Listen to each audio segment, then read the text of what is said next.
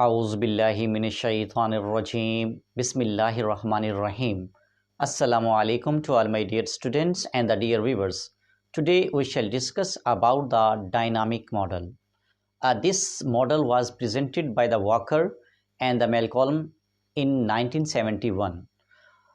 इस मॉडल को interactive model भी कहा जाता है और ये मॉडल जो है बिल्कुल ही कंट्राडिक्शन है ऑब्जेक्टिव और रैशनल मॉडल के.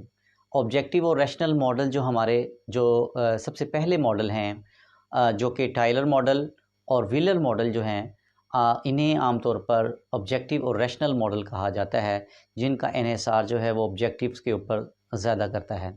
तो ये उन मॉडल के बिल्कुल ही अगेंस्ट है, अपोज्ड है.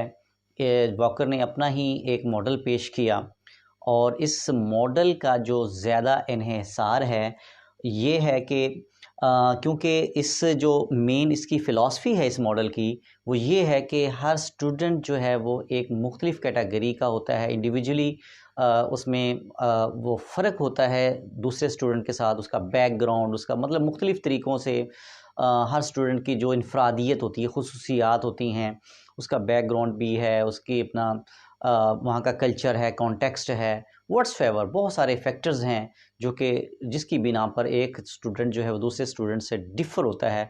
इसी बुनियाद पर जो है वो वॉकर ने ये मॉडल पेश किया था कि हर स्टूडेंट को जो है वो अनफरादियत दी जाए. ऐसा करिकुलम डिज़ाइन ना किया जाए कि वो जो सब के ऊपर जो है फोकस या इम्पोज़ किया जाए, बल्कि इम्पोज़ या फोकस करने की बजाय वो करिकुलम बनाया जाए वो जो कि हर एक उसको एक्सेप्ट करे, हर एक उसको समझे. तो इस लिहाज से ये डायनामिक मॉडल है. जैसे कि नाम से ही ज़ाहिर है डायनामिक. डायनामिक मीन्स जो है वो डायमेंशन है, डिफरेंट है, मुख्तलिफ़ पर्सपेक्टिव्स के लिहाज से इसको देखा जाता है. एक चीज़ नहीं है इसमें, there are so many things.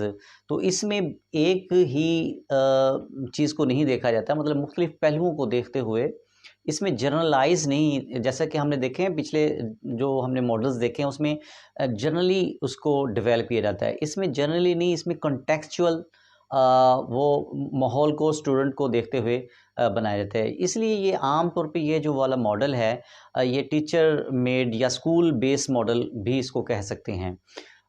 ये जो डिस्क्रिप्टिव इन नेचर है, descriptive to prescriptive. Descriptive means ये है कि जी इसमें ज़्यादातर पे आम जो ऑब्जर्वेशन देखी जाती हैं कि टीचर की जो करंट सिचुएशंस किस तरह पढ़ा रहा है, ये बच्चे किस तरह पढ़ रहे हैं, क्या माहौल है, क्या रिज़ल्ट्स हैं, व्हाट्सएवर. यानी कि जो सिनेरियो है करंटली उसकी बेस पर फिर वो देखा जाता है, प्रेडिक्शन की जाती है. प्रिस्क्रिप्टिव यानी कि उसकी बुनियाद पर उसको प्रेडिक्शन की जाती है कि क्या आया कि वो रिज़ल्ट जो हैं वो मज़ीद बेहतर हो सकते हैं या नहीं हो सकते हैं. तो ये इस लिहाज से जो है वो बड़ा इम्पोर्टेंट मॉडल इस लिहाज से कह सकते हैं कि स्कूल के लिहाज से इंडिविजुअली स्टूडेंट्स के हवाले से is very important this model. ठीक है. ये सबसे खुसूसियत इसकी बड़ी ये है कि ये किसी भी पॉइंट से शुरू किया जा सकता है. ठीक है. हमने देखा है कि बेसिकली 4 इस जो करिकुलम के जो एलिमेंट्स हैं, ठीक है, वी नो वेरी वेल, जो बेसिकली जो कि तमाम मॉडल्स में मौजूद हैं, उनकी ऑर्गेनाइजेशन या नाम मुख्तलिफ हो सकते हैं. हर एक जितने भी एजुकेशनिस्ट हैं, ठीक है, जो भी जिन्होंने मॉडल डेवलप किए हैं, उनमें 4 बेसिक एलिमेंट को तो मज़ीद उन्होंने हर एक ने देखा है. जैसे कि इसमें ऑब्जेक्टिव्स हैं, नाम मुख्तलिफ हैं, हर एक के मुख्तलिफ हो सकते हैं, लेकिन objectives, content, strategies, methods and the evaluation, these are the 4 basic elements. अब इन एलिमेंट्स में तरतीब है तकरीबन पीछे हमने गुज़श्ता देखी है मॉडल्स में, लेकिन ये मॉडल जो है वो कहीं से भी स्टार्ट किया जा सकता है. अगर एक टीचर समझता है कि जी बच्चे में कमी है, कहीं हमें इसको मुख्तलिफ मेथड से पढ़ाने की ज़रूरत है, तो उसको मेथड्स चेंज करने की ज़रूरत पड़ेगी.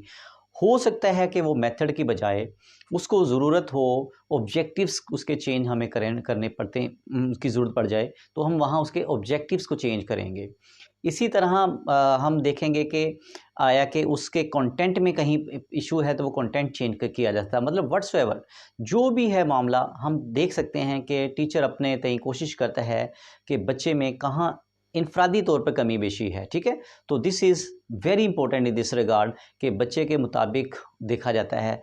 तो इसको हम इंटरैक्टिव मॉडल कहते हैं, क्योंकि इसमें बच्चा जो है वो एक्टिवली पार्टिसिपेट होता है, उस बच्चे को देखा जाता है, बच्चे की नेचर को देखा जाता है। बच्चा जो है वो बताता है, बच्चा सारे काम जो है वो बच्चा खुद करता है इसमें, ठीक है। तो ये एक इंटरैक्टिव मॉडल, इसलिए इसे वो इंटरैक्टिव मॉडल भी कहा जाता है, ठीक है। ये अगेंस्ट है ट्रेडिशनल मेथड के। ट्रेडिशनल मेथड में हमने देखा था कि हम आमतौर पर जिस तरह एक टीचर पढ़ा रहा है, स्टूडेंट सुन रहा है, मतलब टीचर आल ही नाल है जिसमें, लेकिन ये बिल्कुल ही उसके अगेंस्ट हैं। इसमें इनोवेशन है, मज़ीद बेहतरी की तरफ और मज़ीद अच्छे से अच्छे वे देखने की तरफ ये देखा जाता है कि मतलब बच्चा किस तरीके से बेहतर तरीके से पढ़ सकता है, इसमें इनोवेशन है, ओके। तो promote the technologies and the innovation, ज़ाहिर बात है अब बच्चे को, क्योंकि ये डायनामिक है और बच्चे को किस तरह वो पढ़ता है डिफरेंट सिचुएशन में और डिफरेंट बैकग्राउंड का, वो किस स्पेस में किस स्पीड में वो बच्चा पढ़ता है, उसकी क्या मतलब रिक्वायरमेंट्स हैं, तो उसके मुताबिक वो जब हम टेक्नोलॉजी का इस्तेमाल इसमें बच्चे को देते हैं, कराता है, बच्चा खुद भी देखता है और टीचर भी टेक्नोलॉजी के सहारे इसको पढ़ाता है ताकि मज़ीद बेहतरी आ सके। तो इसमें हम बच्चे के अंदर जो है वो क्रिटिकल सिचुएशन, मतलब क्रिटिकली जो है वो थिंकिंग को इम्प्रूव कर रहे होते हैं, क्रिटिकली और सॉल्व प्रॉब्लम की तरफ ज़्यादा इसका इन्हिसार होता है।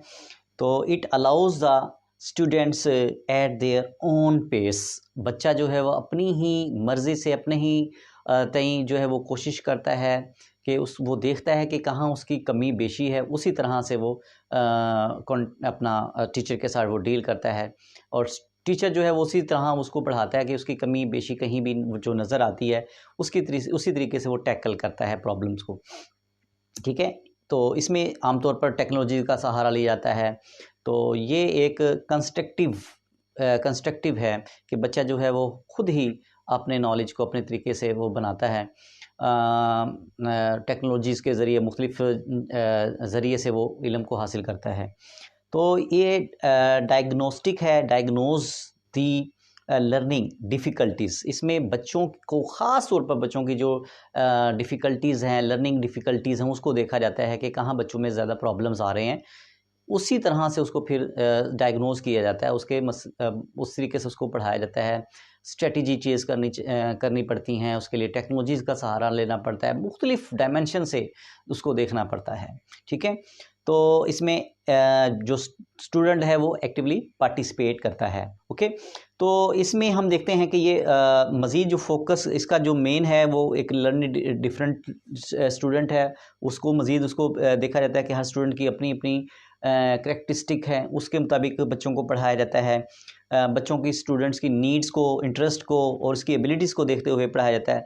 That is the holistic approach, integrated approach है ये, कि उसमें तमाम चीज़ों को एक, क्योंकि इसमें प्रिस्क्रिप्टिव और इसमें प्रिस्क्रिप्टिव अप्रोच भी देखी जाती है, ठीक है। जैसे कि हमने यहाँ पढ़ा डिस्क्रिप्टिव और प्रिस्क्रिप्टिव दोनों ही हैं, यानी कि इसमें हम करंट सिचुएशन को भी देख रहे होते हैं और मज़ीद इनोवेशन को भी लाते हैं बच्चे के लिए, और मज़ीद उस देखते हैं कि क्या बेहतरी हो सकती है बच्चे के लिए, इंडिविजुअली सोचते हैं और इस पे मज़ीद जो है वो फोकस किया जाता है कि किस तरीके से हम बेहतर अंदाज में बच्चों को पढ़ा सकते हैं।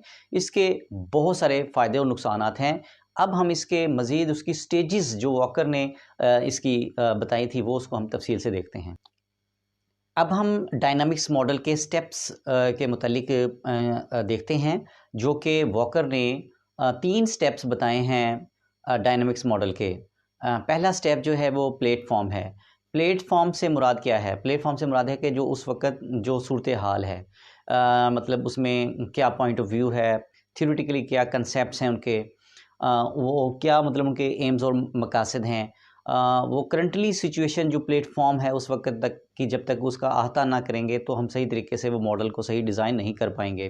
तो पहले जो सिचुएशन है उस प्लेटफॉर्म को देखना बहुत ज़रूरी है कि बिलीव्स क्या हैं, ठीक है, वो करिकुलम को क्या समझते हैं, मतलब वो क्या उनके मकासद हैं, अहदाफ हैं, वो तमाम चीज़ों का जायज़ा लेना अज़हद ज़रूरी है। उसके बाद जो सेकंड उसका स्टेप है वो है डेलिब्रेशन।